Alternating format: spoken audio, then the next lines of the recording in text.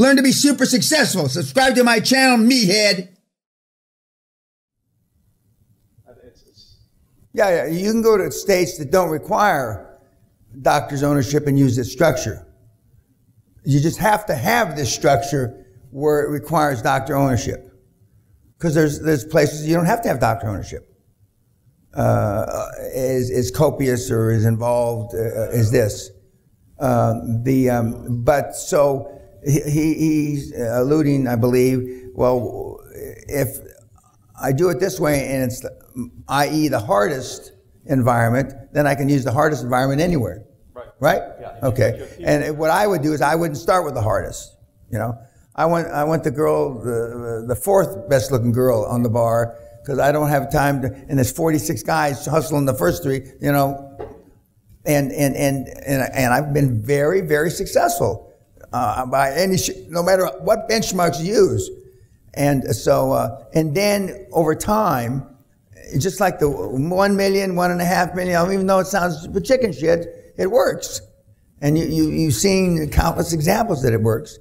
And then when you're a $100 or $300 million entity, and you set up another holding company, a subsidiary, to attack the tough guys or the tough states. I already told you, substance abuse is a son of a bitch in any state, no matter how you do it.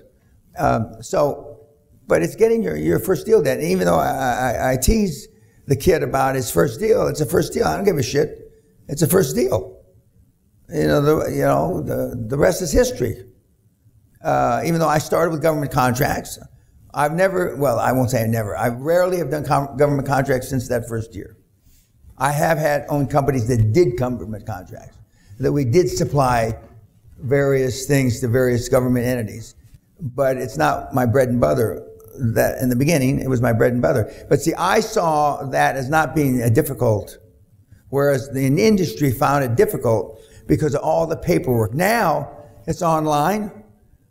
I mean, and there's millions of them. And, there used to be, I don't know if this is still true, there used to be no limit on how many bids you can make. So you can bid on A, B, C, D, E, F, G, H, I, J. There were no limits. And in fact, you got to get one of them. So it's Pandora's box.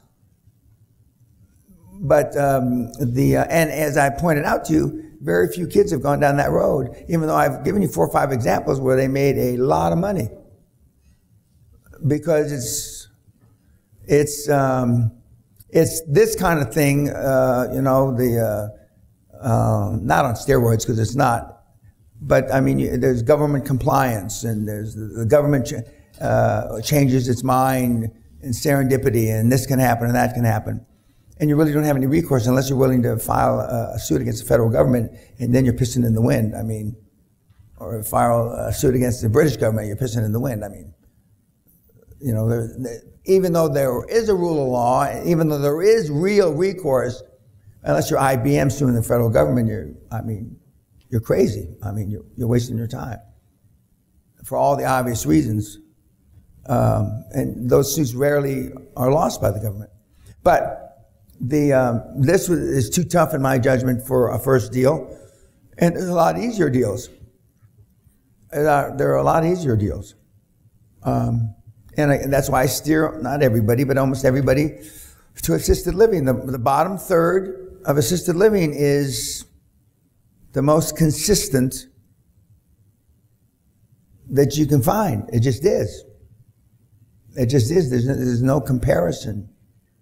I haven't had anybody do crematorium, that kind of roll up in a while. But I mean, there are easier deals, and you can always morph after you get your first deal or two. Meaning, morph is staying in the same vertical, slightly different. Pivot is when you go from healthcare to construction. Okay, I mean, you're getting completely out into a different field, and then you have board problems. Rarely will your industry expert you'll be able to use them. But then there's conglomerates. Now, I'm not suggesting, because conglomerates is a whole other ball of fur. You need, in my judgment, you need 4 or 5 industry experts. And you need a couple of generalists of those that are generalists, that have done a lot of deals. I'd be considered a generalist. But I mean, conglomerates, then you can go for the low-hanging fruit in any industry. In any industry, i.e. Nelly and a few others are doing that very thing. And he's doing it very successfully, as I've already pointed out. But then you, right now, in theory, you're all generalists because you don't know anything about anything. For the most part, you're generalists, okay? But it's, but just pull the trigger on something. When I say I don't give a fuck what it is, that's not quite accurate, but I don't really give a fuck what it is. I know that once you taste the blood, you'll never be the same. You just won't. I've seen countless guys and gals just never be the same. You'll think that Henry Ford was a nice guy. You'll think that Andrew Carnegie and the Commodore were nice guys. Once you get in the hunt, well, I can understand why he burned that factory to the ground, or you either close down the refineries like Rockefeller did, or you fuck around with all the employees. It's a pretty simple choice to me. At least he didn't burn down the refineries. He could have done that. Collected insurance. Any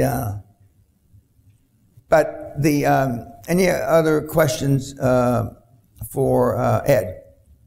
Okay, Ed, thanks.